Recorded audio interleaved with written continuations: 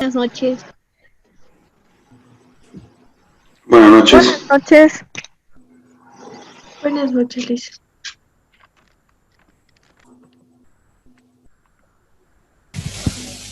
Buenas noches. Buenas noches. Sí, por favor.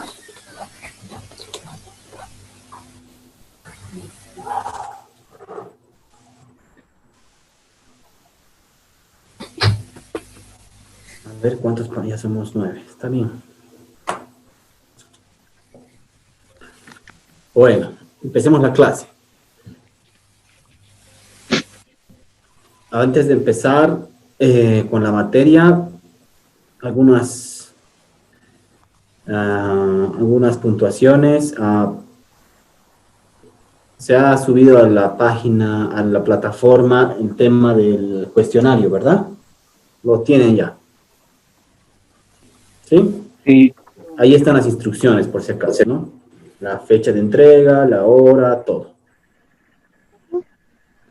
Yo les recomiendo ahí, bueno, pueden hacer, redactarlo en Word y si pueden lo vuelven en PDF y lo mandan así. ¿Ok? Luego, también he dejado los videos, que espero que los estén viendo. Si han podido ver los videos de la primera semana, van a ver que hay muchas cosas de las que estamos avanzando, ¿verdad? De repente nosotros estamos un poquito profundizando más, pero eso les sirve igual de apoyo. Luego también ya debe estar cargado las preguntas del foro de esta semana. Me imagino que ya debe estar eso. Y también ya deben estar cargados los videos para esta semana. Así que denle una revisadita. Bueno. Bien.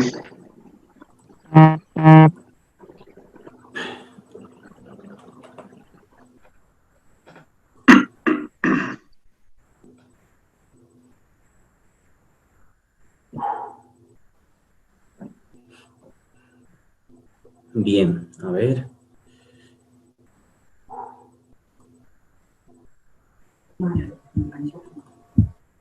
¿Se está compartiendo la pantalla? Dividida, pero. dividida.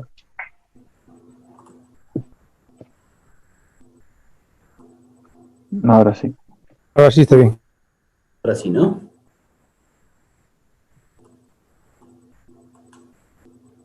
Muy bien. Bueno, nuevamente muy buenas noches. Vamos a continuar con la clase. Repasando nuevamente el temario o la agenda que tenemos preparada para este módulo, podemos ver que nos tocaría ver ahora lo que es la Bolsa Boliviana de Valores, ¿verdad? El punto número 5. No sin antes hacer tal vez un pequeño repaso de lo que habíamos visto en cuanto a los participantes del mercado de valores, que en la clase que hemos visto la semana pasada. Y hemos hablado de los emisores, hemos hablado de los inversionistas, de las agencias de bolsa, hemos hablado de la bolsa de valores, de la entidad de depósito.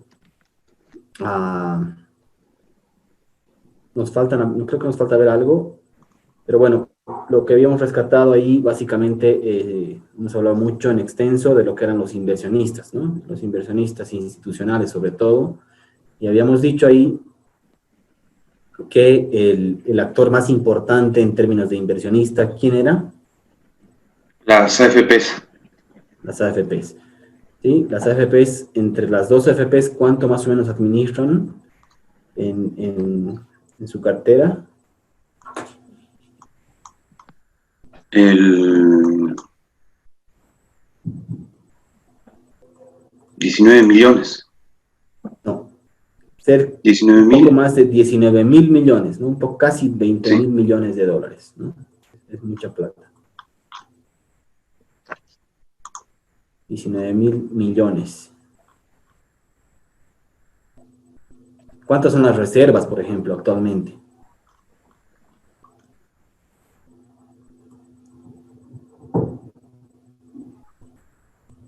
¿Cuánto ascienden las reservas en la actualidad?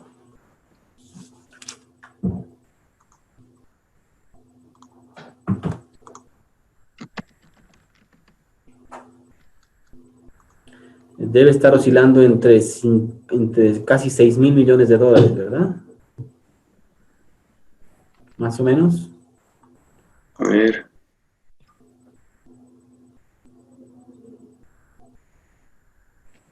Alrededor de 6.000 debe estar. 6.000 millones de dólares.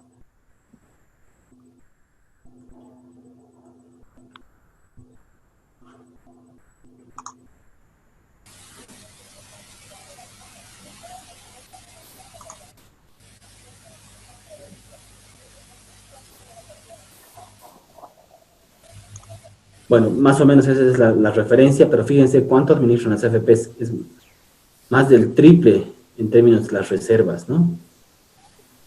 Exactamente. Mucha planta. Ok, después habíamos visto las AFIs, hemos visto las AFIs que administran fondos de inversión, los fondos de inversión. ¿Qué es un fondo de inversión? ¿Recuerdan? Es un patrimonio autónomo conformado por los aportes de personas naturales o jurídicas. Correcto. ¿Sí? ¿Quién asume ese riesgo de inversión? Los participantes. Los inversionistas. Participantes o inversionistas. Hemos visto que existen dos tipos de fondos abiertos y fondos cerrados. ¿Cuál es la diferencia entre ambos?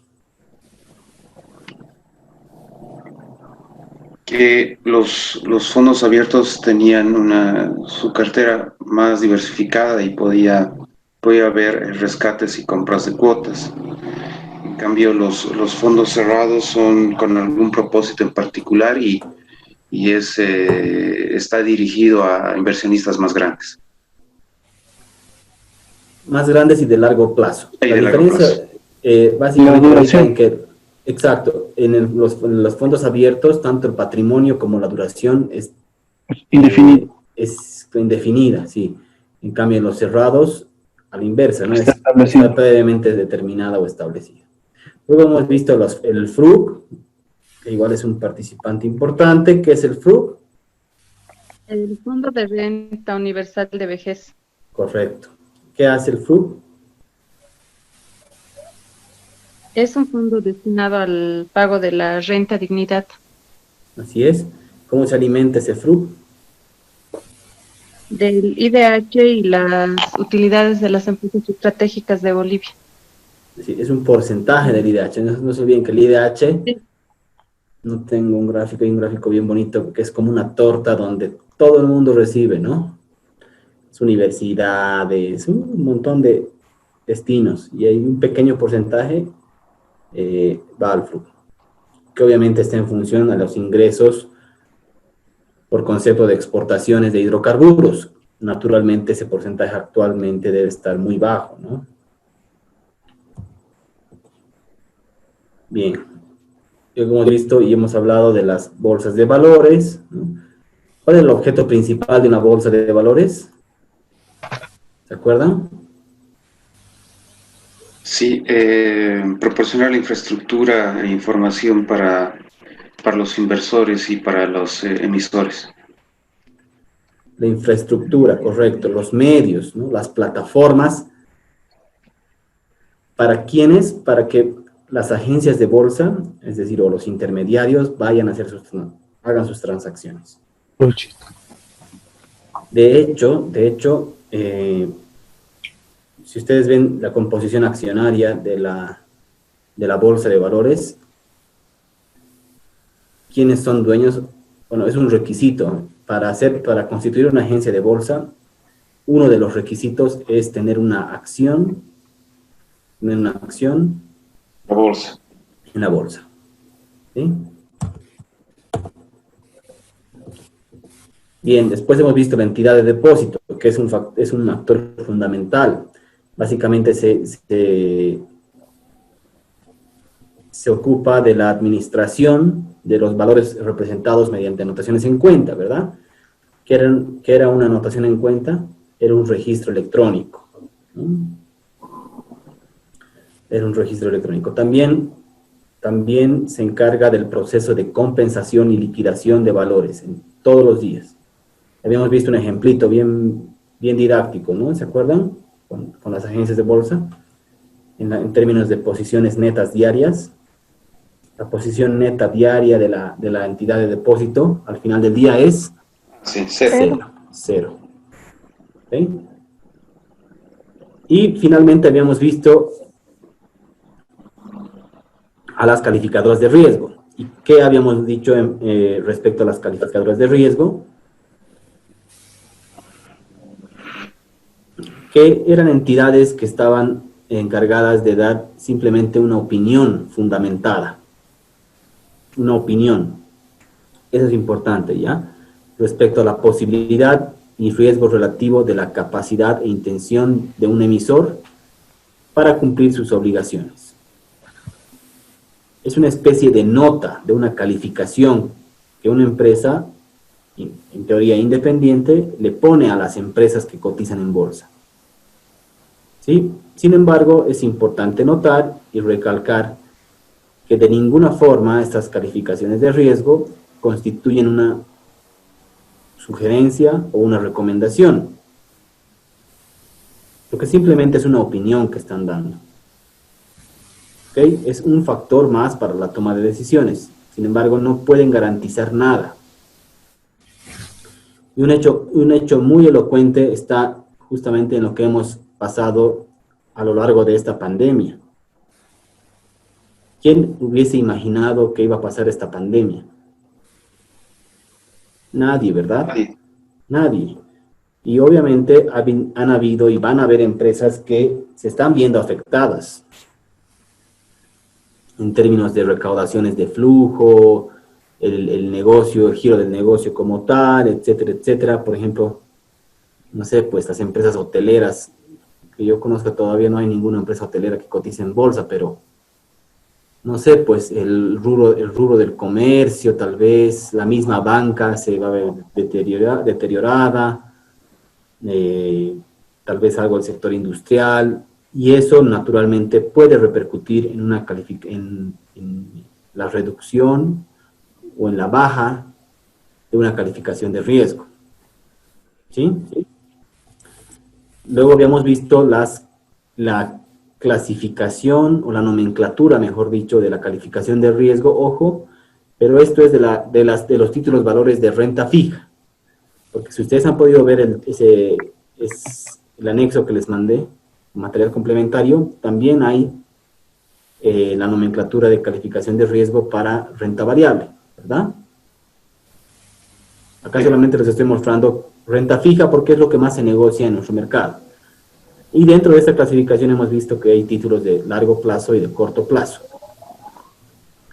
La calificación, la nomenclatura de corto plazo es mucho más sencilla, ¿sí? Simplemente tiene cinco categorías, mientras que la de largo plazo sí es un poco más estructurada y incluso tiene numerales desde la calificación AA hasta la calificación B. También habíamos visto que un concepto importante para los administradores de fondos de inversión, los portfolio managers, y era el concepto de grado de inversión. ¿Qué es grado de inversión?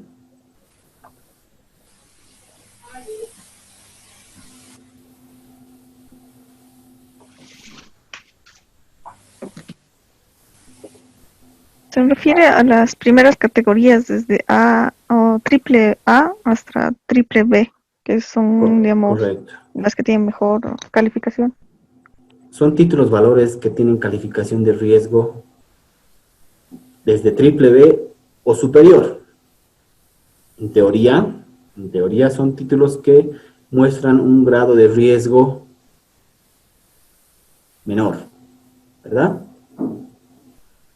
Menos riesgosos. Por lo tanto, con esa lógica, si yo tengo un retorno menor,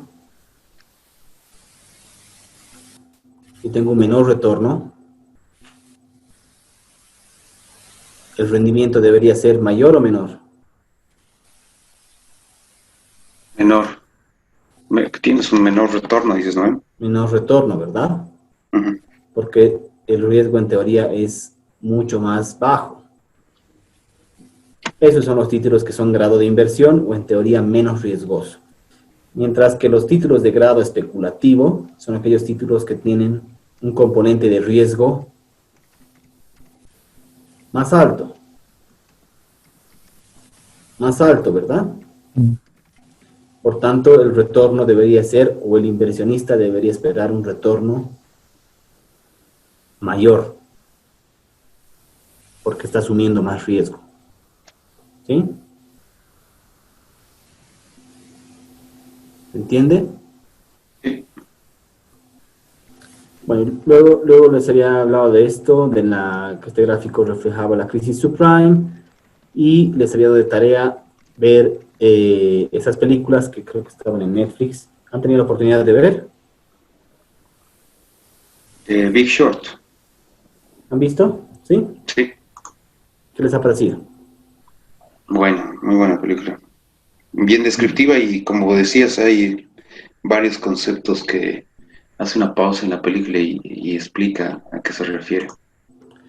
Es correcto, ¿no? Si bien es un poquito densa, pero para la gente que no está muy familiarizada con conceptos financieros, también es didáctica porque va haciendo pausas y va explicando algunos conceptos. Bueno, en esencia, esta película es muy interesante porque ahí también muestra justamente esto, ¿no? Esto. Exactamente. Era un grupo de personas que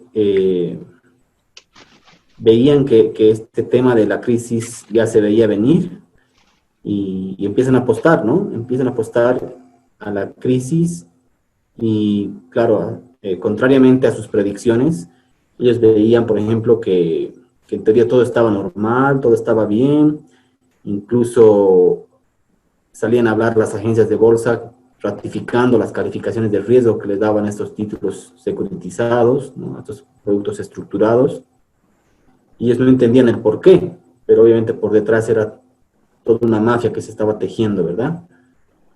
Que estaban, por supuesto, involucradas las agencias calificadoras de riesgo.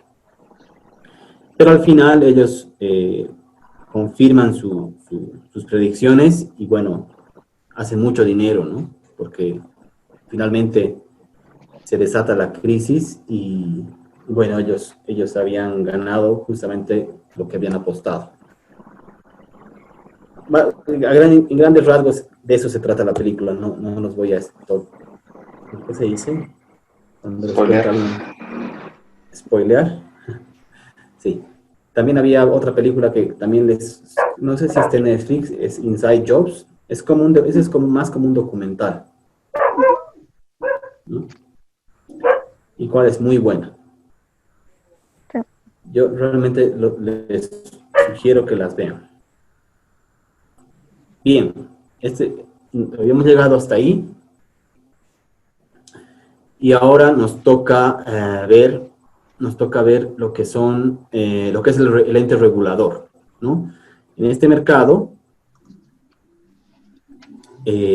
también está bajo el ámbito de la regulación, en este caso bajo la regulación de ASFI, que es la Autoridad de Supervisión del Sistema Financiero, que es una entidad que está bajo tuición del Ministerio de Economía y Finanzas Públicas y que tiene por objeto regular, controlar, supervisar los servicios financieros en el marco de la Constitución Política del Estado, la Ley 393 de Servicios Financieros, decretos reglamentarios y la actividad del mercado de valores, los intermediarios y sus entidades auxiliares. Aquí está la parte que nos interesa a nosotros, ¿no? Ok, dentro de, bueno, como un poquito de historia, como les decía antes teníamos dos entidades reguladoras. Teníamos la Superintendencia de Pensiones, Valores y Seguros y la Superintendencia de Bancos, ¿verdad? Con los cambios, estas superintendencias han migrado su denominación y ahora son entidades, autoridades de supervisión y regulación, que en el fondo es lo mismo, pero la estructura cambió un poquito, ¿no? Antes teníamos la Superintendencia de Pensiones, Valores y Seguros,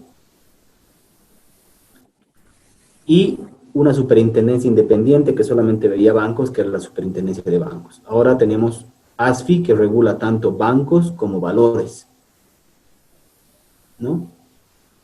También la de seguros que se separó, ¿no? Esto básicamente, ¿no?, que ha migrado a lo que es la APS, que regula pensiones y seguros.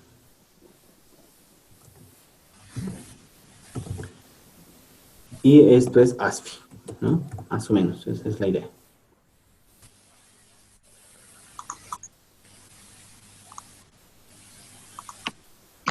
Okay, voy a adelantar una laminita para explicar algo y después voy a volver a esta.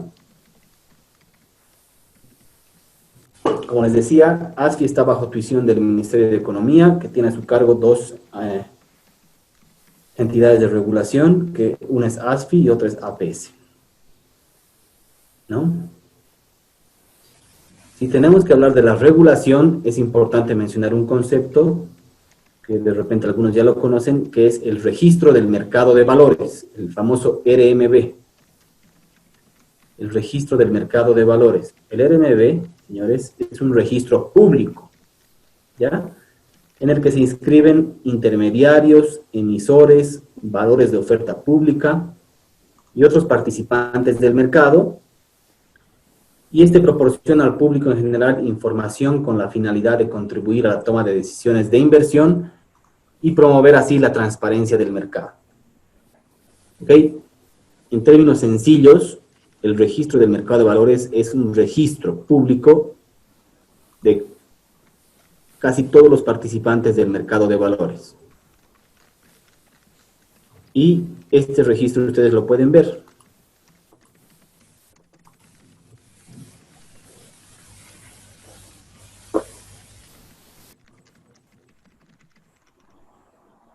Ahí tienen el link, pero vamos a...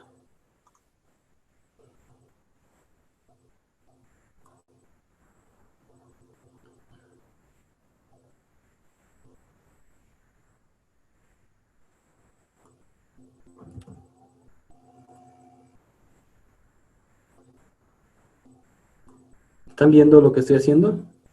No.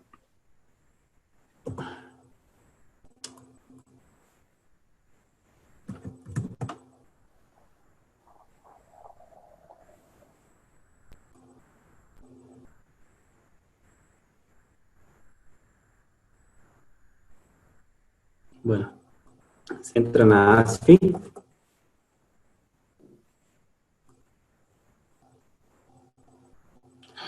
Dentro de ASFI, ustedes van a entrar a esta bolsita donde dice mercado de valores.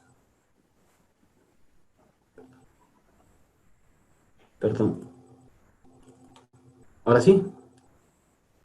Mercado de valores, y se entran acá, entidades inscritas en el registro del mercado de valores. Entonces, por ejemplo, si ustedes, no sé, pues después de este curso se interiorizan un poquito más y quieren invertir en el mercado de valores, ¿cómo lo tienen que hacer?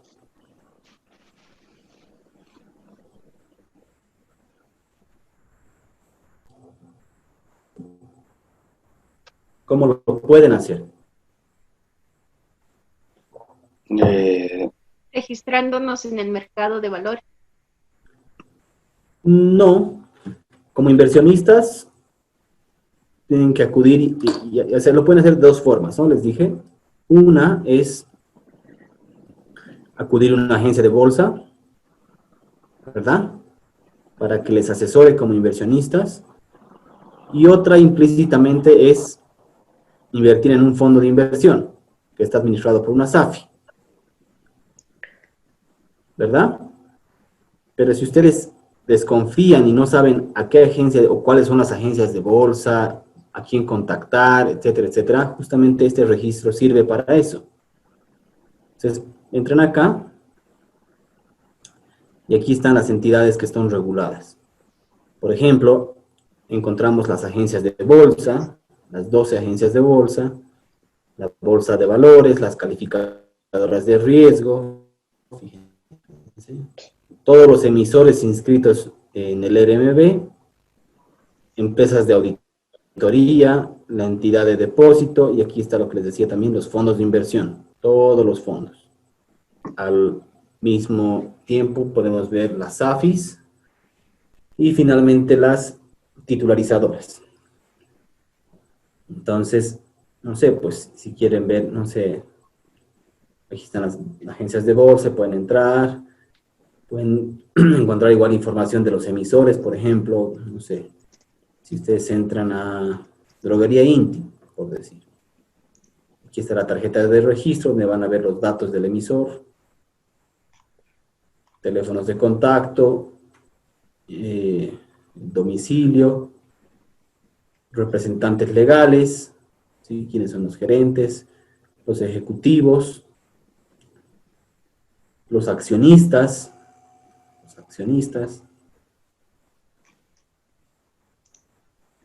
directores, funcionarios, y también se muestran los hechos relevantes. También ustedes pueden ver de estas empresas, fíjense, estados financieros.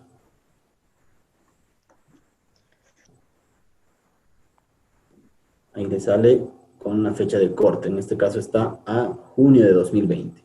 ¿Sabían de esto? ¿Sí? Y también creo que hay una opción de descargar estos estados financieros.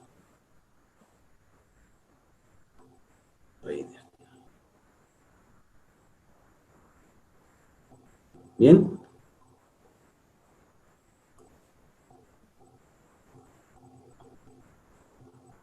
Ahora, una aclaración importante acá. Si ustedes ven acá, en emisores, hay empresas que pueden estar inscritas acá, en el registro del mercado de valores, sin embargo, no necesariamente están inscritas en bolsa. Y ustedes se preguntarán, ¿por qué? ¿Por qué pueden haber empresas acá inscritas en el RMB, mas no en la bolsa? Por ejemplo, fíjense, acá yo tengo la Cervecería Boliviana Nacional. Como les decía al principio, la cervecería es una empresa que no cotiza en bolsa, pero está inscrita en el RMB. ¿Y por qué se da este caso? ¿Alguien sabe?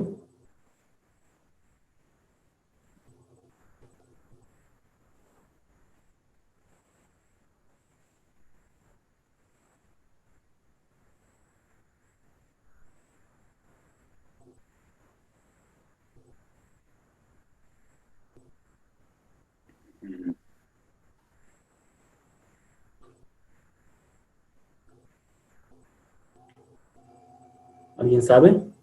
No.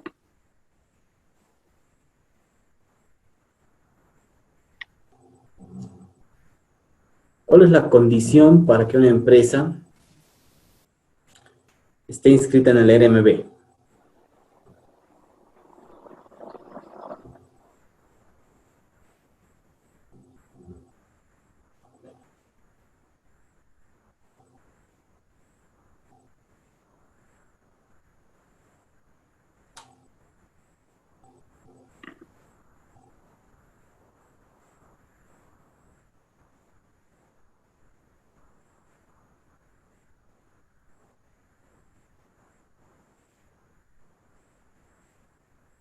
¿Alguien sabe? Bueno, que toda su documentación esté al día y regularizada, ¿no? No, naturalmente, pero ¿por qué una empresa debería estar inscrita en el RMB normativamente? Ah, porque debería. Sí. ¿Emite valores? No necesariamente.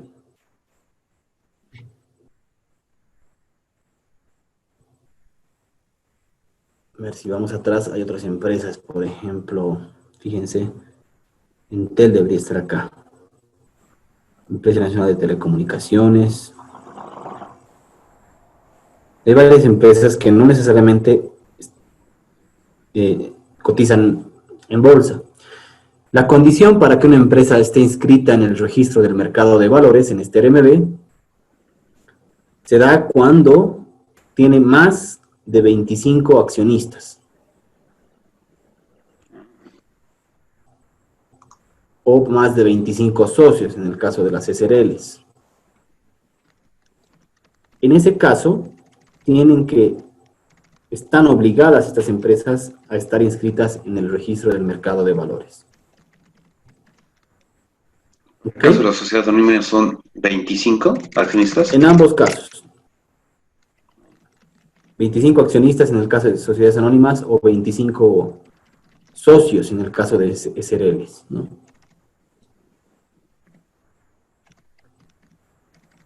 ¿Ok? ¿Pueden registrarse en caso de que tengan menos número de accionistas? Pueden, pero no están obligadas a hacerlo. Los que sí están obligados es los que tienen más de 25 socios o accionistas. ¿Sí? Sí, Obliga, como pero usted dice, esto, es decir, habrá todas las empresas que tienen más de 25 accionistas estarán inscritas. ese es el tema. Muchas desconocen la norma y no lo hacen, ¿no?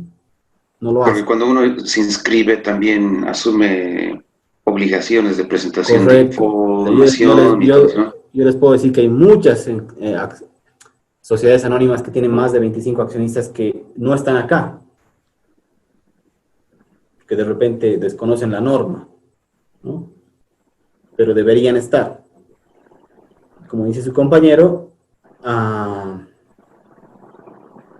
entrar a este registro del mercado de valores implica ciertas obligaciones por cuenta de los emisores, ¿verdad? Obligaciones en el sentido de que tienen que presentar información periódica, por ejemplo, estados financieros, indicadores, etcétera, etcétera. ¿Ok? Entonces, ese es el RMB, señores. Y volviendo al tema, ¿por qué la cervecería no cotiza en bolsa? Porque no todas las empresas que estén en el RMB están obligadas a cotizar en bolsa. O sea, es un tema de decisión, básicamente, de querer hacerlo o no. Pero no están obligadas tampoco a estar en bolsa. ¿Sí? No es un requisito. Esto me nace una consulta. ¿Y cuál sería la diferencia? ¿Cuál sería el efecto, digamos, a las acciones de la cervecería, bueno, de cualquier otra empresa, el cotizar o no cotizar en bolsa, digamos? ¿Qué efecto tiene? ¿Efecto para quién, digamos? ¿Para el emisor? El efecto para las acciones, digamos, para el emisor. Bueno, el efecto está en que desde ya entrar también a la bolsa implica también contraer una serie de obligaciones, ¿no? No se olviden que la bolsa también tiene su propia regulación. Entonces también se tiene que presentar información periódica, un montón de cosas. Uno. Pero bueno, muchas empresas deciden hacerlo, porque no se olviden que cotizar en bolsa también, de cierta forma, les da un plus a las empresas, ¿no? Les da como que una categoría superior, si ustedes quieren. Es como que sacarse la foto, ¿verdad? Otro efecto podría ser, obviamente, no sé, pues en el caso de una sociedad anónima, por ejemplo, que sus acciones sean de libre circulación. Es decir, que uno pueda transar acciones de una empresa en cualquier momento y que puedan pasar de un propietario a otro. Entonces, muchas empresas, en el caso de sociedades anónimas, por ejemplo, evitan este tema, ¿no? Muchas empresas, muchas sociedades anónimas generalmente, al menos en Bolivia, son empresas familiares. Entonces, no están tan dispuestos a abrir sus paquetes accionarios en algún caso, ¿no? Pero bueno, esa es una mentalidad. O sea, puede haber una empresa que realmente, como en Estados Unidos, por ejemplo, no sé, pues Amazon le pertenece a miles de personas que están distribuidas alrededor del mundo, ¿no es cierto? uno puede comprarse mañana mismo una acción de Amazon, ¿verdad? Entonces, Así es. es otra lógica, digamos, ¿no? Es otra lógica. Pero bueno, esa es la figura. ¿Ok? ¿Alguna otra consulta más? Sí, yo tengo una consulta, Walter. En el segundo foro había una pregunta, la segunda que decía que por qué creemos que la Bolsa Boliviana de Valores no negocia acciones. No sé si nos puedes aclarar ese punto, por favor. Ah, no, pues pero se lo estoy haciendo su tarea.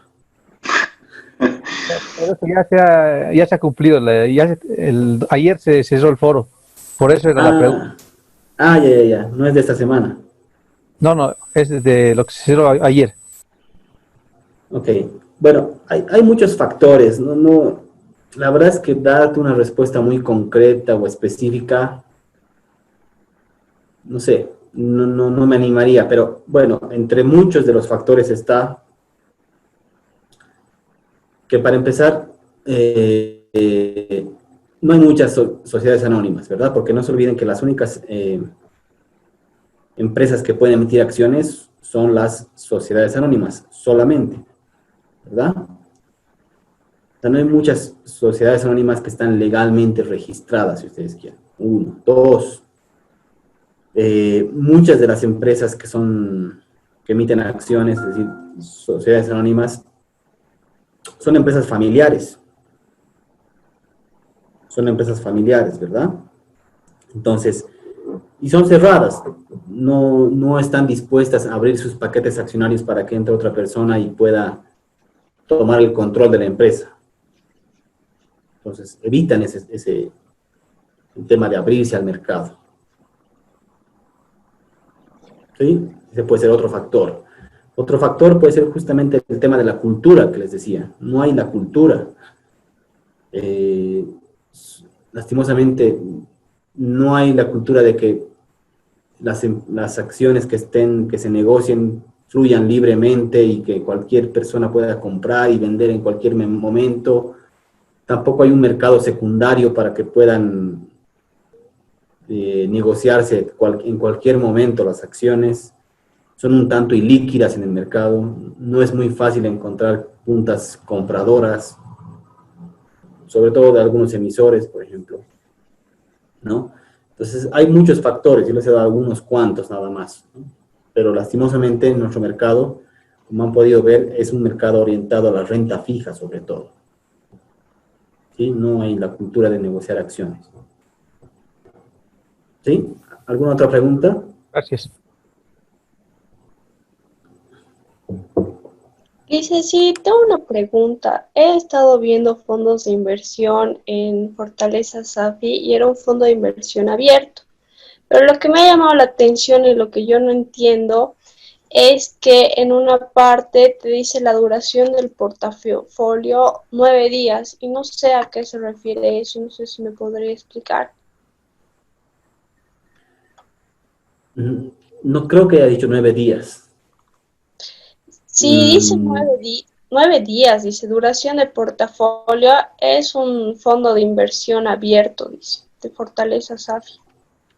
Pero de repente debe ser de un título en particular, no de toda la cartera.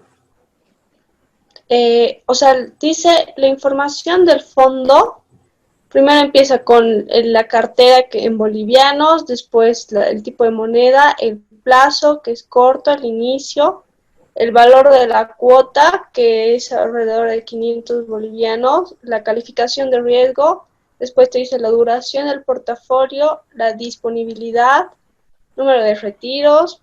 Esa es la información, digamos, que te da este fondo de inversión. Entonces, no, la verdad es que para mí hace medio que chino, no he entendido. Ajá. Bueno, hay que revisar ese dato de 9 días, me parece un dato que tal vez esté incorrecto, pero bueno, les explico.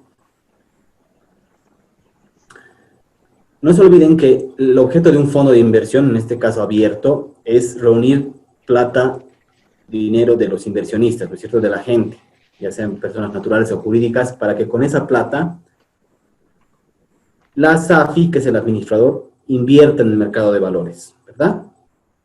y se constituye el fondo.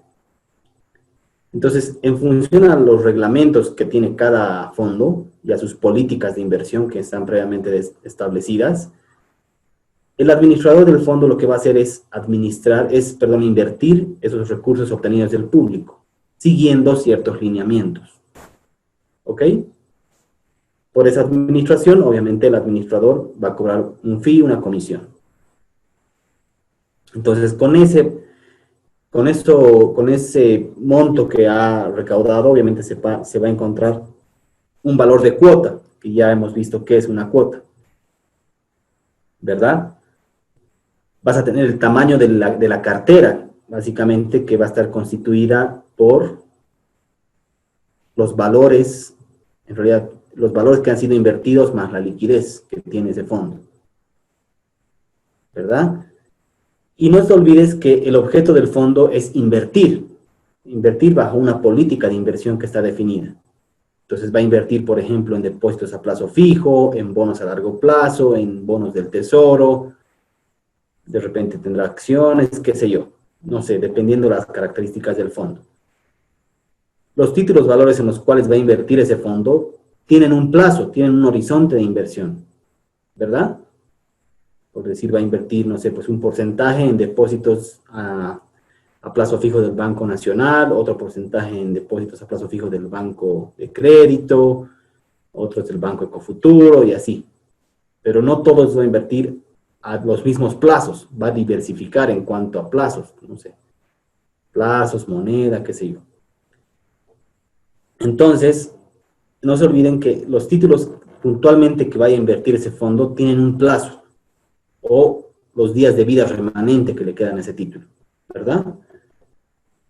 Ponderando ese plazo por el valor de la cartera, digamos que ha invertido títulos a 5 años, ha invertido títulos a 4 años, ha invertido un porcentaje a 3 años y otro porcentaje a 2 años.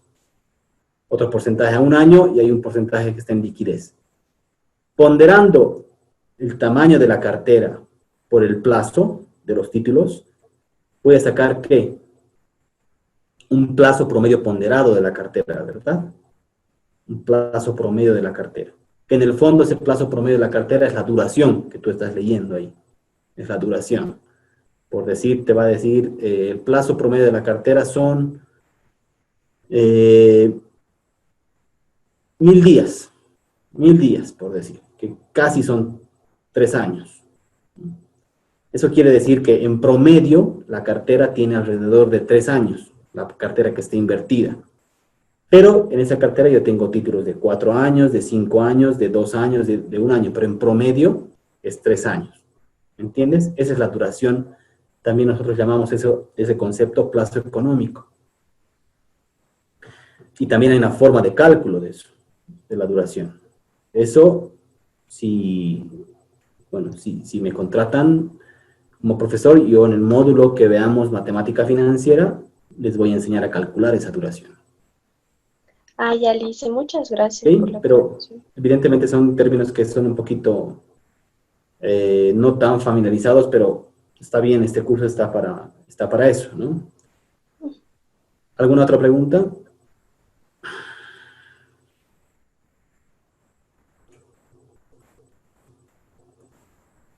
Bien. Entonces, ahora nos toca ver la Bolsa Boliviana de Valores. ¿Ya? Hemos visto a la bolsa como tal, una bolsa de valores genérica, pero ahora vamos a enfocarnos en nuestra Bolsa Boliviana de Valores. ¿Qué es la Bolsa Boliviana de Valores? Es un mercado normado, regulado, transparente, al que concurren los agentes de bolsa en representación tanto de demandantes y oferentes de fondos para realizar transacciones con valores. ¿Sí? ¿Cuáles son sus principales actividades? Tenemos la inscripción de valores en la bolsa, la negociación de valores tanto en mercado primario como secundario, y otra actividad importante es la difusión de información. Difusión de información. Consulta, pregunta. ¿De qué vive la bolsa? ¿Ustedes saben? ¿Cuál es su principal fuente de ingreso?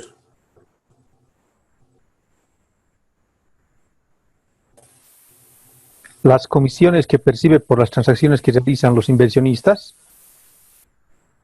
Correcto. Las comisiones por concepto de intermediación, no solamente inversionistas, ¿no? Porque ¿quiénes acuden a la bolsa? Nuevamente, Los agentes de bolsa e intermediarios. los agentes de bolsa, ¿no? O sea, los intermediarios que están en representación ya sea de la oferta o de la demanda. Entonces,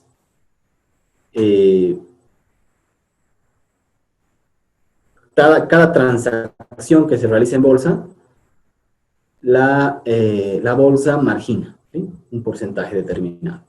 Esa es la principal fuente de ingreso. Pero también, como dice acá, hay otras fuentes de ingreso. Por ejemplo, cada vez que una empresa, un emisor vaya a emitir valores en bolsa, hace una inscripción de esos valores en la bolsa y por tanto tiene que pagar igual una tarifa. Y también otra fuente importante de ingreso de la bolsa es el tema de la venta de información. No se olviden que, por ejemplo, voy a entrar acá. No se olviden que la bolsa tiene información que está disponible al público en general. Fíjense. Han podido entrar acá, ¿no? Ya han podido curiosear. Tienen boletines de información, publicaciones, prospectos de emisión, la bolsa en el mes. Fíjense en publicaciones, la bolsa en el mes, información sobre inversionistas e instituciones. Mucha de esta información, evidentemente, es de carácter público. Es de carácter público, pero hay información que es mucho más específica. Por ejemplo, hay un boletín diario que ya tiene un costo de suscripción, ¿no? Por ejemplo, también hay un boletín mensual que solamente está al alcance de los suscriptores. Fíjense acá, boletín de información, solo para suscriptores, ¿no? Entonces acá ustedes, bueno, si se suscriben, pueden tener acceso a esta información que es mucho más detallada. Pero como les decía, hay información que es free, es libre, y hay otra información que sí la vende la bolsa, que es más sofisticada. ¿Ok?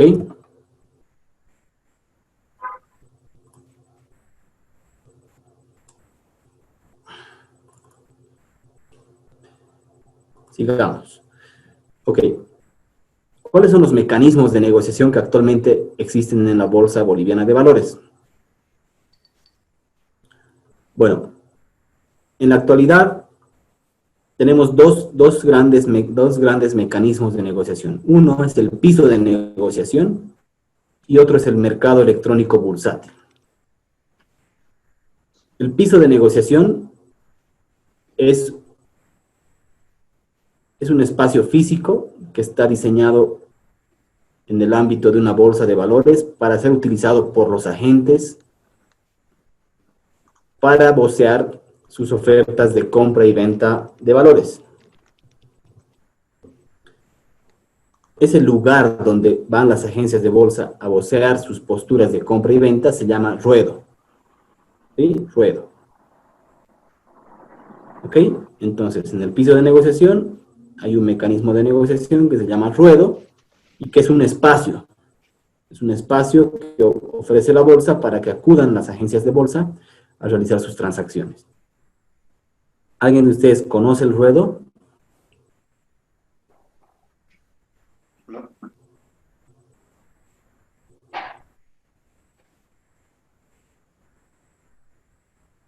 Bueno, la bolsa ha estrenado recién su edificio, creo que el año pasado, y realmente está muy simpático porque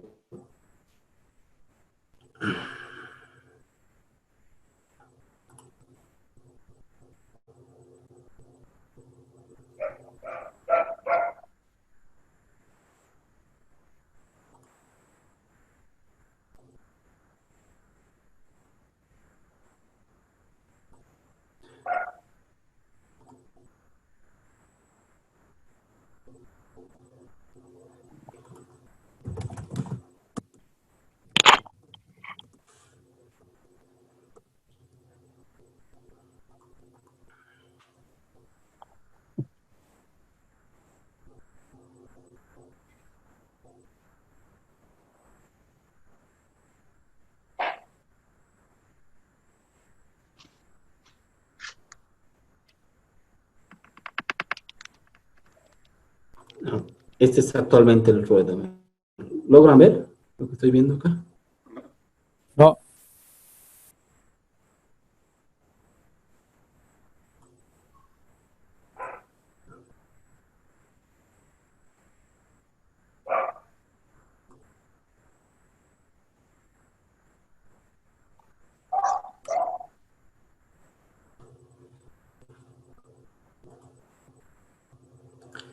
¿Logran ver ahora? Sí, Este es el actual ruedo de la bolsa. Simpático, ¿no? muy elegante. Es el nuevo, ¿ya? Porque había uno que estaba justamente en el edificio antiguo de la bolsa, que es en la calle Montevideo, que ese ya ha quedado muy viejito.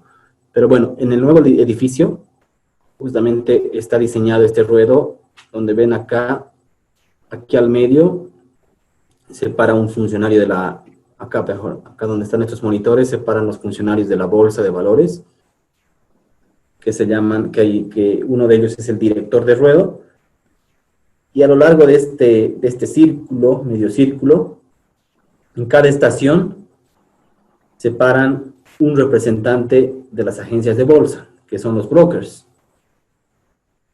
¿Sí? Que son los brokers, y ahí realizan sus operaciones a viva voz. Entonces, este es el ruedo, señores, para que lo conozcan en la vida real. Pero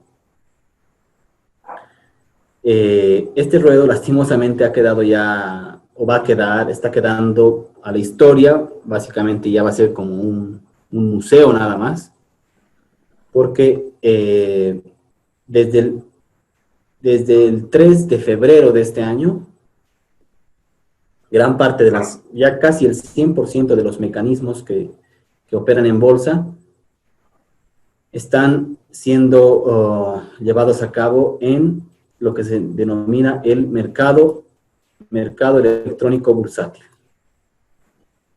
Mercado electrónico bursátil. ¿Ok? Pandemia, más bien. Ya tenían ¿Perdón? preparado. Justo por la pandemia ya tenían preparada su No sé plataforma. si han calculado la pandemia, pero en realidad sí, o sea, fue muy oportuno porque ayudó bastante a que ya no, si no había esto, era lastimosamente que las agencias de bolsa, es decir, sus operadores, vayan necesariamente obligados a ese recinto físico, ¿no? Con todos los riesgos que hubiese conllevado eso. Claro. Ok, tenemos el mercado electrónico bursátil, que es un sistema que se denomina, que la bolsa lo ha denominado Smart BBB. Smart BBB. Es un sistema de negociación electrónico concurrente que permite negociar instrumentos financieros a distancia o de manera remota. ¿Sí? Como su nombre lo dice, ya no es necesario que las agencias de bolsa estén físicamente con sus operadores realizando las transacciones en un recinto. Aquí las agencias de bolsa pueden estar operando desde sus oficinas, con las terminales, con las plataformas que proporciona justamente este sistema Smart BBB, y que operen de forma remota, es decir, a distancia. ¿Ok? ¿Sí? ¿Se entiende? Entonces, dos grandes mecanismos de negociación. El piso de negociación, que bueno, básicamente esto ya ha quedado obsoleto hasta finales de enero.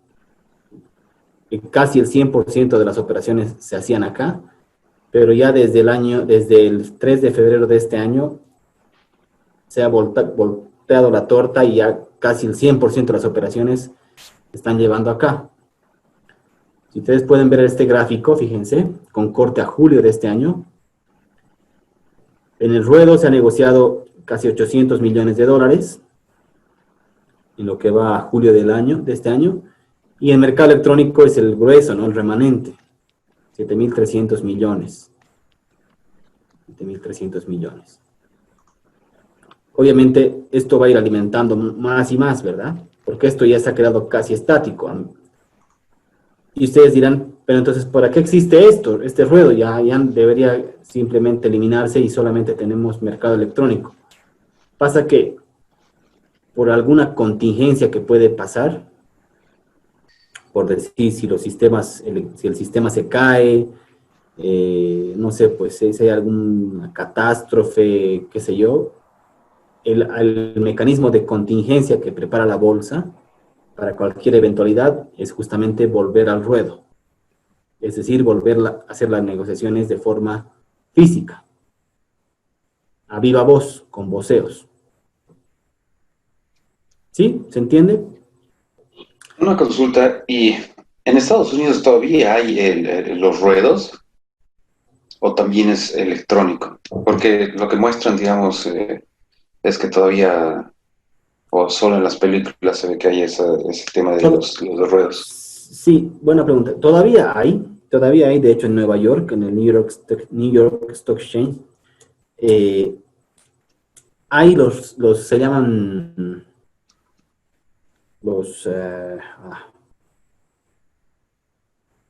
tiene un nombrecito, son como plataformas donde hay, pero básicamente lo que muestran básicamente son pantallas de negociación donde ven indicadores, y obviamente están los brokers viendo información y llamando por teléfono a los brokers que están con sus sistemas para darles las órdenes de negociación. Pero un mecanismo como tal donde haya voceos a viva voz, ya casi no, deberían ser muy remotos en el mundo. Lo que se ve en Estados Unidos básicamente evidentemente hay mucha concentración de gente que están alrededor de pantallas, pero están viendo información y están al mismo tiempo hablando con sus brokers para darles las instrucciones de compra o venta, que lo canalizan ya de forma electrónica. ¿Sí?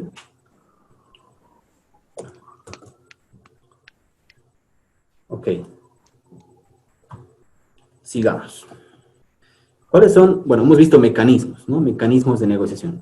Ahora vamos a ver las operaciones permitidas en la bolsa. Las operaciones permitidas en la bolsa.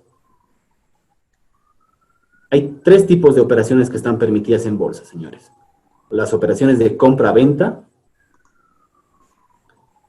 Las operaciones de compra-venta. Las operaciones de reporto. Y las operaciones de cruce.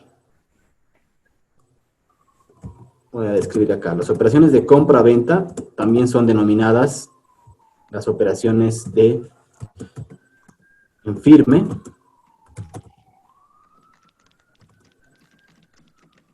O también denominadas de compra-venta de forma definitiva.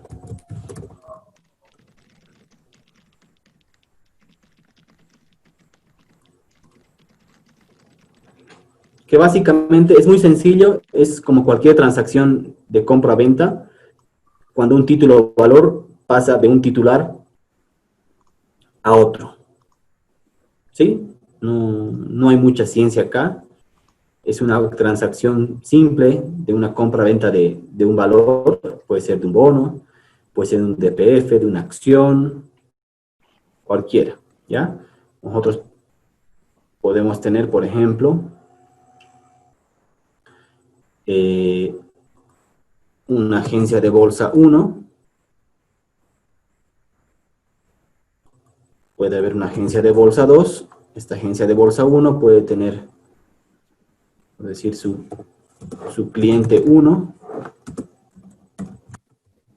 su cliente 1, su cliente 2,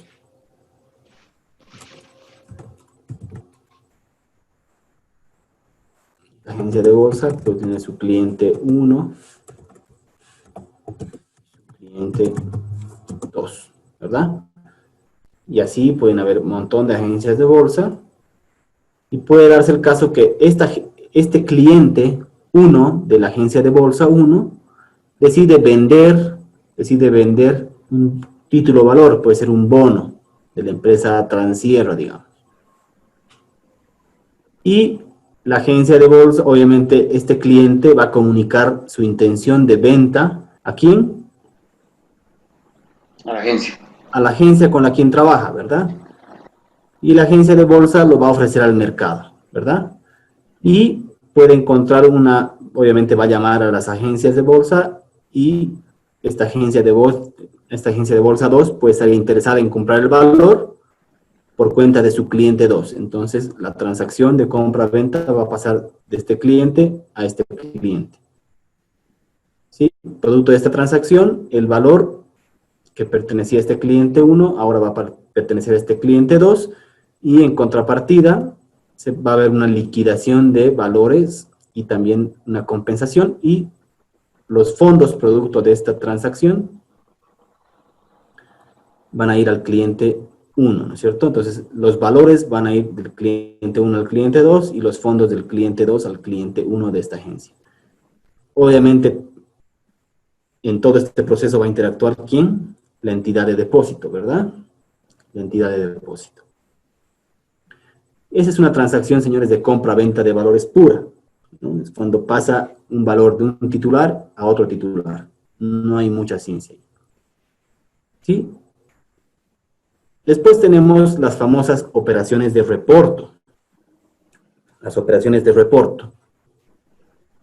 Y aquí voy a usar un grafiquito, por favor, y quiero que me presten mucha atención.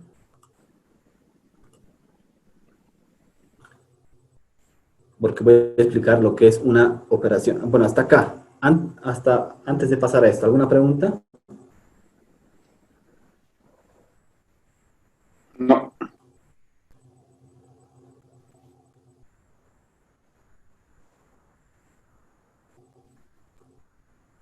Bien.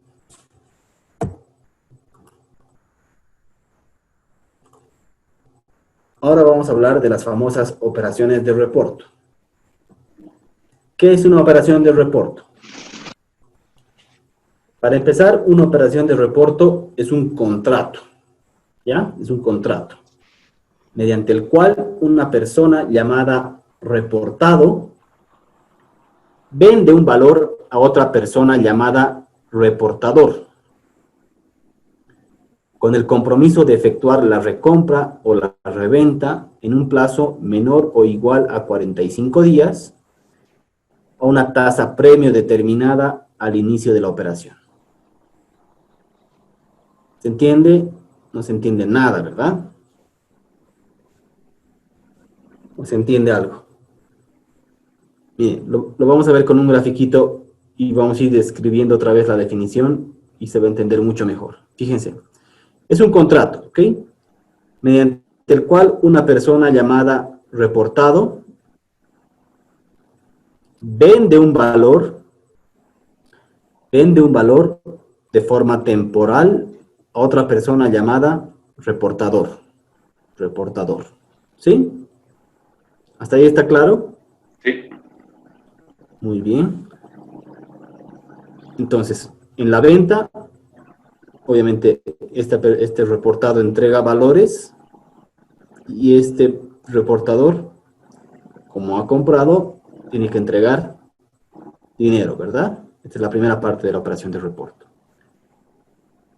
¿Ok? ¿Hasta ahí se entiende? Sí. Dice, con el compromiso de efectuar al cabo de un determinado tiempo, es decir, en este caso, menor o igual a 45 días, pasa un tiempo, puede ser 45 días, y hay que hacer la operación inversa. ¿Sí? Este reportador que ha recibido los títulos, lo que tiene que hacer es devolver los títulos y este reportado que ha recibido plata al principio, lo que va a hacer es devolver esa plata más un premio o un interés producto de ese préstamo que ha tenido con cargo a estos valores. ¿Se entiende? más o menos. ¿Se entiende la figura del reporto? ¿Se puede volver a explicar, por favor? Lo voy a explicar con términos, con ejemplos y muy didácticos, ¿ya? Lo vamos a ver desde un punto de vista. Fíjense un ejemplo claro. Desde el punto de vista de quien se está financiando, es un financiamiento o es un préstamo de corto plazo con una garantía de un valor. Desde el punto de vista quien está comprando el reporto, es una inversión de corto plazo con la garantía de un valor también. Pongamos un ejemplo. Supongamos que hay un banco cualquiera, que justamente el día de mañana tiene vencimientos de DPFs, el banco, por 100 millones de bolivianos. ¿Sí? ¿Hasta ahí me siguen? ¿Qué tiene que hacer mañana el banco? Pagar En esos un escenario DPs. normal, el tenedor del DPF va a ir al banco y va a ir a cobrar su DPF, ¿verdad? O todos los tenedores de los DPF, ¿sí? Puede darse el caso de que el banco no tenga la liquidez en ese momento, o no ha podido renovar, no sé, cualquier motivo, pero no tiene la liquidez para pagar esos 100 millones. El banco no le puede decir a la persona o al inversionista, lo siento, te voy a devolver mañana, ¿verdad? Eso es catastrófico para el banco, ¿verdad? Es insolvencia y demás. Entonces, ¿qué opción tiene el banco? Y eso es, créanme que pasa casi a diario.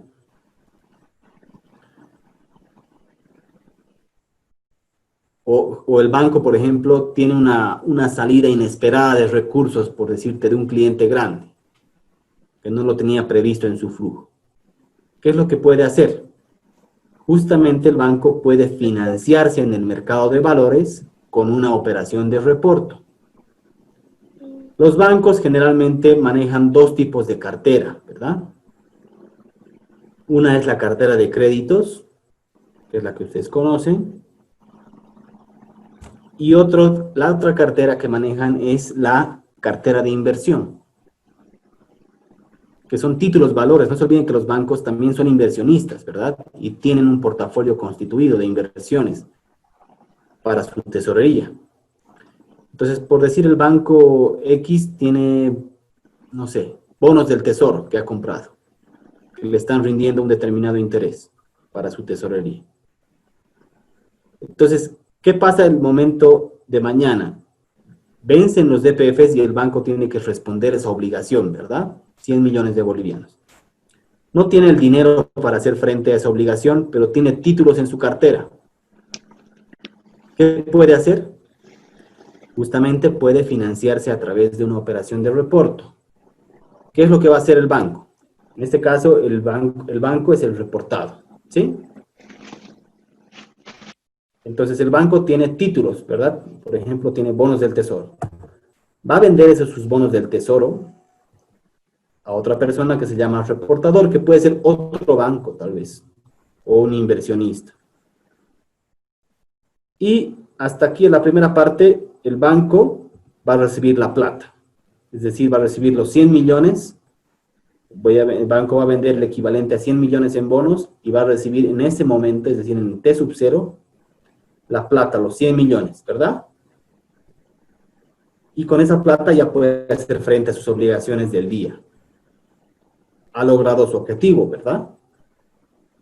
Sí. Se ha financiado el banco, digamos que en un plazo de 30 días, por un mes. ¿Ok?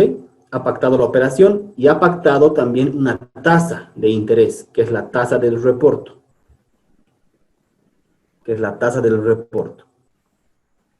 Al cabo de los 30 días, ¿qué es lo que tiene que hacer el banco?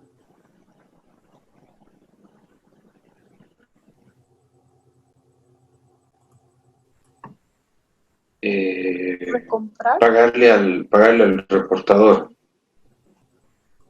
el capital más sus intereses. veces. Correcto. Este es el...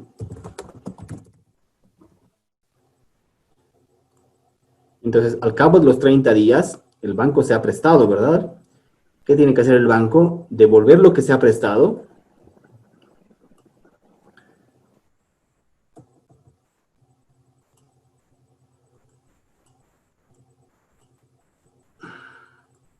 Devolver lo que se ha prestado más un premio o un interés al inversionista, ¿verdad?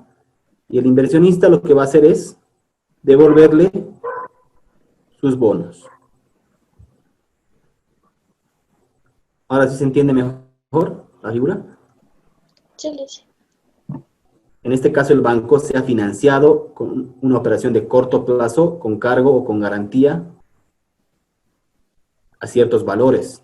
En el caso del inversionista o reportador, ha hecho una inversión de corto plazo, ¿verdad? Con una garantía también. ¿Esto es lo ¿Verdad? que llaman operaciones en corto? ¿O No, es otro? no, esa es otra cosa. El venta en corto es otra cosa. ¿Qué características? ¿Perdón?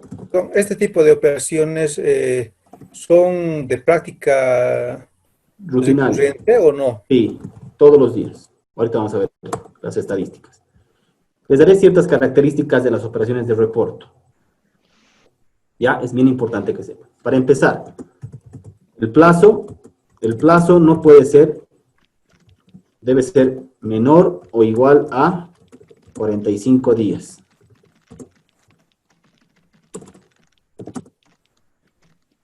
¿Ya? Otra característica. No se pueden reportar o vender en reporto, por el momento, acciones y pagarés de mesa de negociación. No se pueden vender en reporto pagarés de mesa de negociación ni acciones.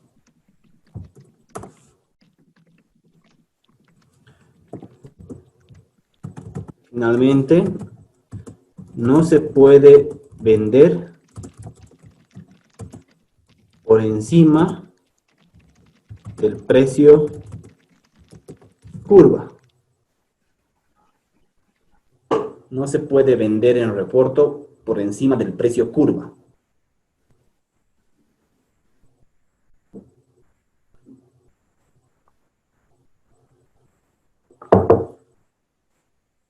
¿Qué significa esto, que no se puede vender por encima del precio curva?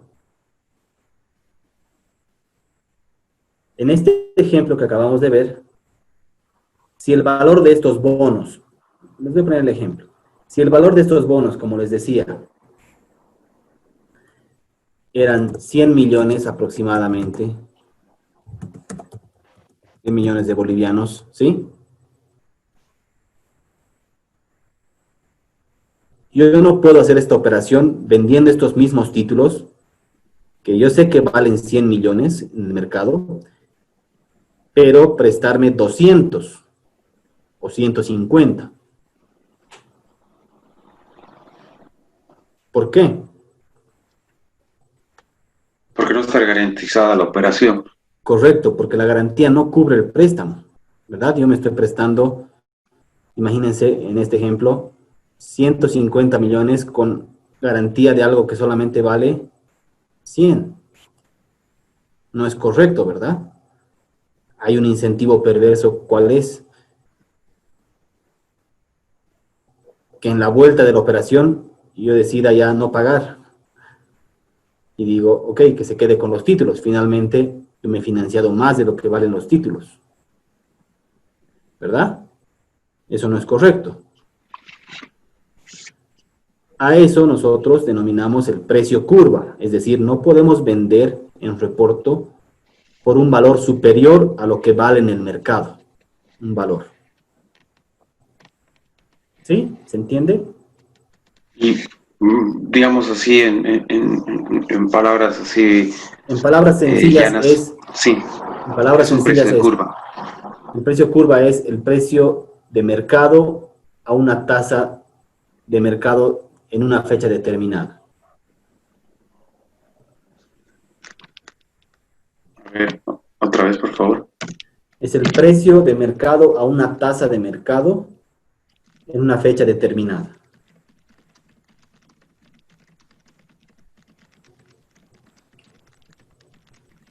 ¿Ya? Pongan el ejemplo más básico, por ejemplo, si yo tengo un celular que vale, no sé, pues $100, yo lo voy a empeñar.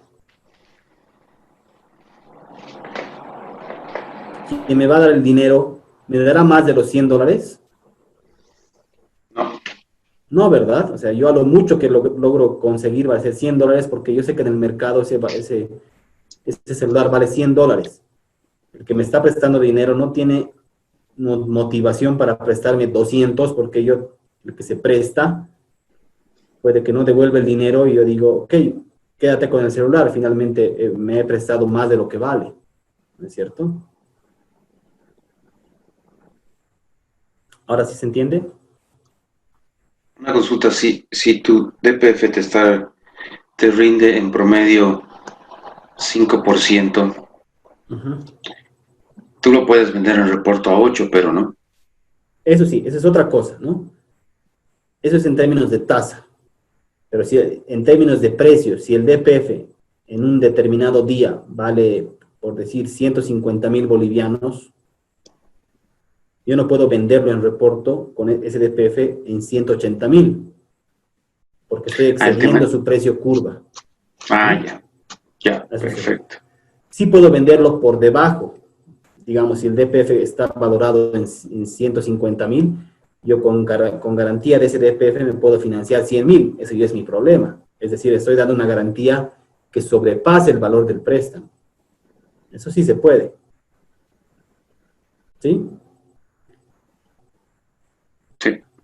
En términos de tasa es distinto, ¿no? Eso sí, eso lo vamos a ver un poquito más adelante, cuando veamos tasas de reporte. ¿Se entiende? ¿Alguna pregunta más?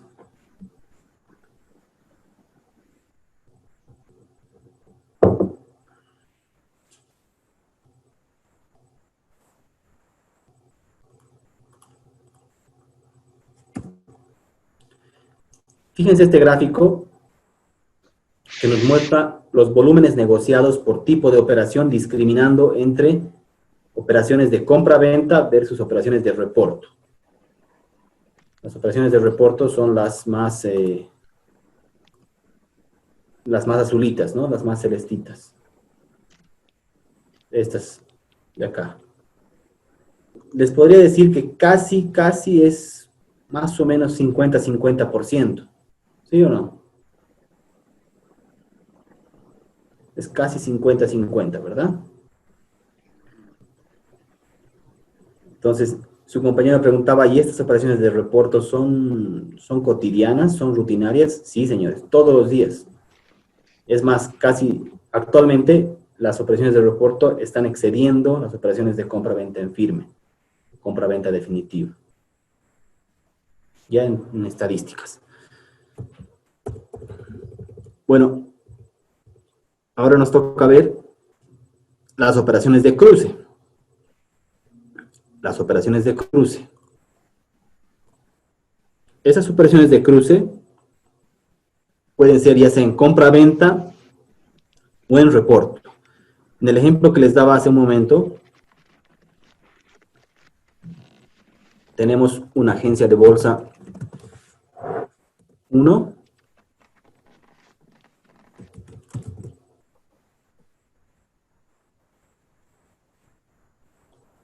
digamos que tenemos una agencia de bolsa 2, y estas agencias, no se olviden que las agencias tienen una cartera de clientes, ¿verdad? Tiene un cliente 1,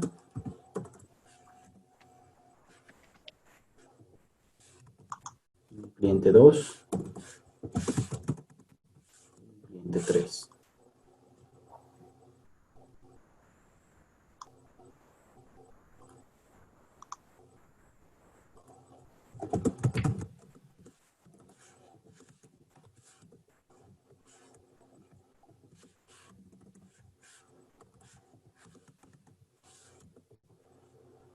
Ok. Supongamos, señores,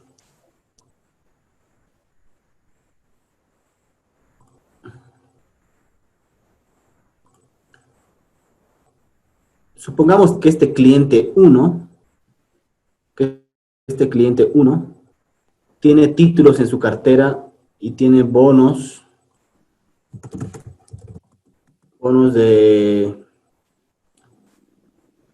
de la empresa Sofía, digamos. Bonos de la empresa Sofía. ¿Ok? Y necesita liquidez. Entonces, ¿qué va a hacer este cliente de la agencia de Bolsa 1?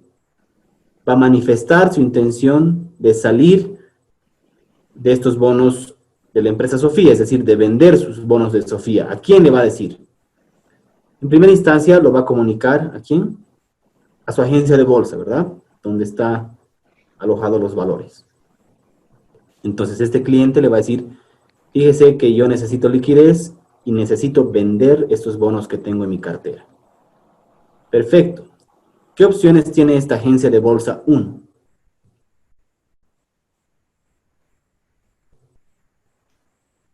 Si es que tiene liquidez, ¿podría comprarse ella o no? ¿O sí?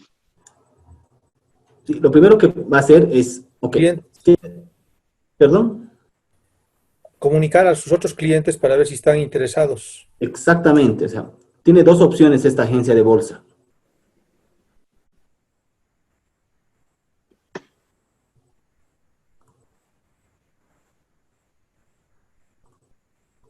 Esta agencia de bolsa, no, está muy feo esto, ¿no? Esta agencia de bolsa, lo que va a hacer es, tiene dos opciones. Hablar con las otras agencias, con las 11 otras agencias de bolsa que existen en el mercado y decir, mira, tengo estos bonos de Sofía con estas condiciones, este plazo, esta moneda, esta tasa de interés, están atractivos, ok. Y ofrecerlos al mercado. Puede ser que cualquier cliente de otra agencia de bolsa esté interesado en comprar. Y si fuese el caso, por ejemplo, de que este cliente 3 esté interesado, entonces, ¿qué va a pasar? Se va a dar una transacción de compra-venta de valores, ¿no es cierto? Lo que hemos visto en el punto 1. De este cliente a este cliente. Pero, como decía su compañero, puede darse el caso de que la misma agencia de bolsa ofrezca a sus otros clientes que tiene en la misma agencia de bolsa. En la misma agencia de bolsa. Y puede ser que este cliente 3 esté interesado en estos bonos de Sofía. Pero fíjense que son los mismos clientes que tiene la agencia de bolsa. ¿Sí? ¿Qué puede hacer entonces la agencia de bolsa? En este caso, la agencia de bolsa va a actuar tanto en la punta de venta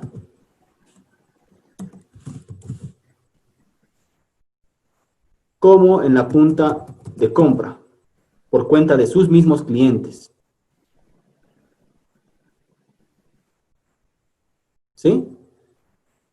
Eso se llama una operación de cruce, señores. Una operación de cruce. En resumen, una operación de cruce es cuando una misma agencia de bolsa actúa por el lado de la venta como por el lado de la compra. Fíjense, no está interviniendo otra agencia de bolsa. En la misma agencia de bolsa se está haciendo la transacción de compra-venta de valores entre los mismos clientes de la agencia de bolsa. Naturalmente, esta es una operación que se lleva a cabo en bolsa.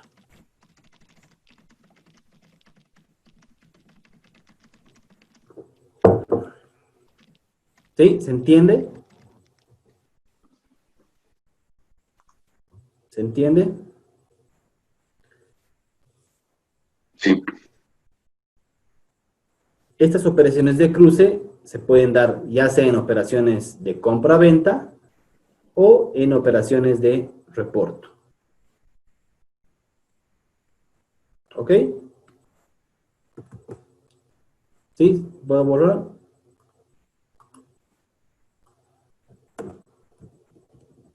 Bueno, esto ya hemos visto. Y para terminar, vamos a ver lo que son la definición de lo que es el sistema electrónico de negociación o Smart PBB. Que lo hemos visto, es un sistema de negociación electrónico concurrente que permite negociar instrumentos financieros a distancia o de manera remota. ¿Cuáles son los principios? ¿Cuáles son los principios que tiene este modelo de negociación, que es un modelo de negociación europeo? Este sistema de negociación, que se llama Smart BBB, es un sistema Smart BBB. En realidad es un sistema que ha sido adquirido por la Bolsa de Valores, es un sistema español, específicamente de un proveedor de software que se llama Bolsas y Mercados Españoles, BME. El proyecto del sistema de negociación electrónica o de la bolsa electrónica en Bolivia es muy antiguo, es muy antiguo.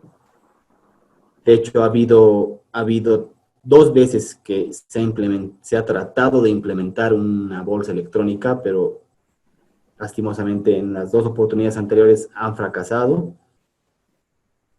Y este es un tercer intento. Este es un tercer intento que está funcionando, de momento está funcionando, y en la actualidad lo tenemos. Como les decía, ya casi el 100% de las transacciones se están llevando a cabo en mercado electrónico. Así que, bueno, ahí estamos, ¿no? Ya estamos un poquito más modernos de lo que estábamos hace un par de años. ¿Cuáles son los principios en los cuales se basa este modelo de negociación electrónico? Tienen ahí accesibilidad, equidad, mercado ciego, oportunidad, precio justo, profundidad y transparencia. ¿Les llama la atención esto de mercado ciego? ¿Alguien sabe a lo que se refiere lo que es el mercado ciego? ¿Puedes identificar quién te está comprando? No. ¿Perdón? Porque no identificas directamente qué cliente de la agencia está comprando ese título, ¿o no? Va por ahí. En realidad, mercado ciego se refiere al hecho de que no sabes en estricto rigor quién es la contraparte de la operación. Exacto. Obviamente, en la misma agencia, si tú haces una operación de cruce, sabes quiénes son tus clientes, ¿verdad? Sabes quién está comprando y quién está vendiendo, cuando es una operación de cruce. Pero si tú haces una operación con otra agencia de bolsa, tú no sabes exactamente cuál de las otras 11 agencias de bolsa está cerrando la operación. No sabes en el momento. En ese momento no sabes. Obviamente pasa la operación, hay una etapa de asignación y demás, y después llega el boletín diario y ahí te enteras quién ha sido. O sea, qué agencia ha comprado o ha vendido. Pero al momento de hacer la transacción, no lo sabes. A eso se refiere un mercado ciego. A diferencia, señores, del ruedo, ¿se acuerdan de ese otro mecanismo de negociación? El ruedo. Sí. Ese bonito que les mostré. El ruedo, ahí uno se ve, o sea, cuando van los operadores en representación de las agencias de bolsa a hacer sus operaciones, ahí se ven las caras, ¿verdad? Ahí se ven las caras y ya uno puede identificar quién está comprando y quién está vendiendo. ¿Sí? ¿Alguna pregunta?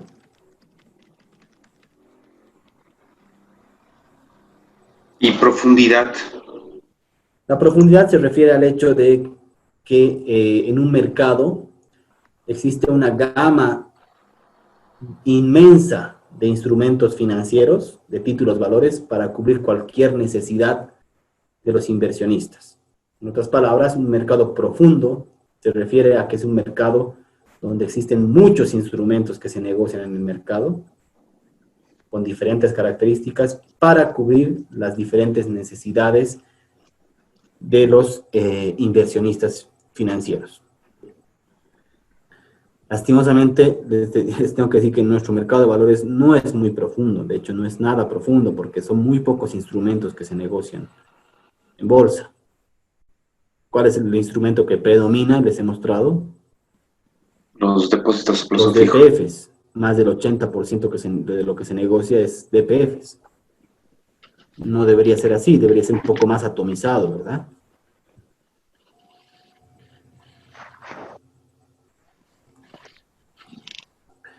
Bien.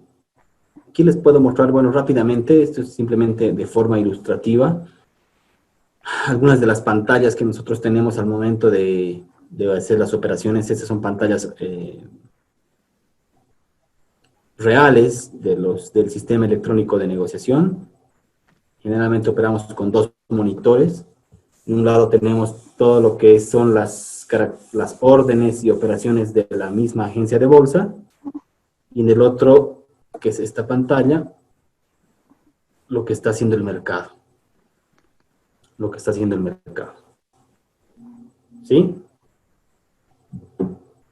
Bien. Bueno, no quiero entrar más allá porque ya nos tocaría ver lo que es el financiamiento a través del mercado de valores, que eso ya es un poquito más denso, y eso ya lo dejaría para la clase de mañana. Hasta acá, señores, ¿tienen alguna pregunta?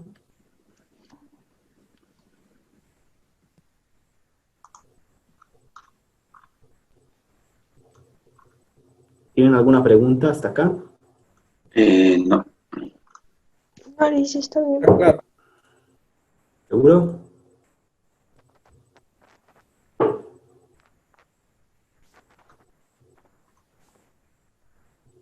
¿Han estado viendo los videos que hemos colgado? Sí. Sí, los foros también están participando, ¿verdad? Sí, sí, Alicia. No se olviden que tienen ponderaciones. Bueno, señores, ¿alguna pregunta?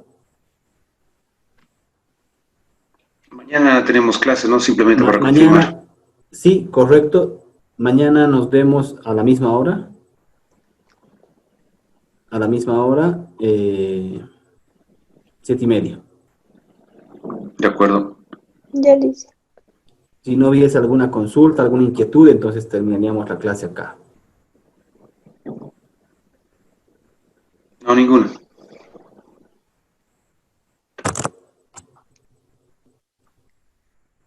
Bien, no se olviden del cuestionario también, vayan avanzando.